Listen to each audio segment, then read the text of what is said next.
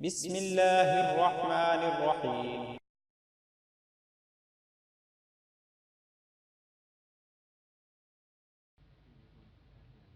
صحیح بخاری کتاب الایمان حدیث نمبر 25، 26 اور 27۔ حدیث نمبر 25۔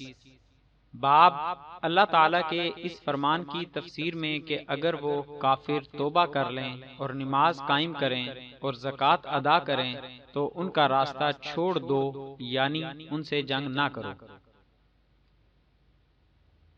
ابن عمر رضی اللہ عنہ سے روایت ہے کہ رسول اللہ صلی اللہ علیہ وآلہ وسلم نے فرمایا، مجھے اللہ کی طرف سے حکم دیا گیا ہے کہ لوگوں سے جنگ کروں اس وقت تک کہ وہ اس بات کا اقرار کر لیں کہ اللہ کے سوا کوئی معبود نہیں ہے، اور یہ کہ محمد صلی اللہ علیہ وآلہ وسلم اللہ کے سچے رسول ہیں، اور نماز ادا کرنے لگیں اور زکوٰۃ دیں۔ جس وقت وہ یہ کرنے لگیں گے تو مجھ سے اپنی جان و مال کو محفوظ کر لیں گے سوائے اسلام کے حق کے، رہا ان کے دل کا حال تو ان کا حساب اللہ کے ذمہ ہے۔ صحیح بخاری کتاب الایمان حدیث نمبر 26۔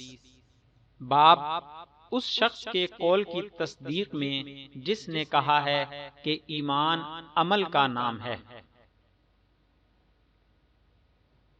حضرت ابو ہریرہ رضی اللہ عنہ روایت کرتے ہیں کہ رسول اللہ صلی اللہ علیہ وآلہ وسلم سے دریافت کیا گیا کہ کون سا عمل سب سے افضل ہے۔ آپ صلی اللہ علیہ وآلہ وسلم نے فرمایا، اللہ اور اس کے رسول پر ایمان لانا۔ کہا گیا، اس کے بعد کون سا؟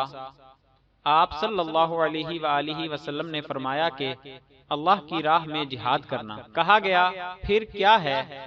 آپ صلی اللہ علیہ وآلہ وسلم نے فرمایا، حج مبرور۔ حج مبرور سے مراد وہ حج ہے جس کے دوران کسی گناہ کا ارتکاب نہ کیا گیا ہو اور جو اللہ کے ہاں مقبول ہو جائے۔ صحیح بخاری کتاب الایمان حدیث نمبر 27۔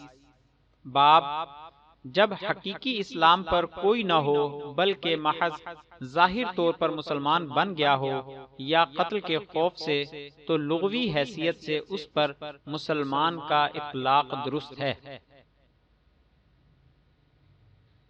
حدیث نمبر 27۔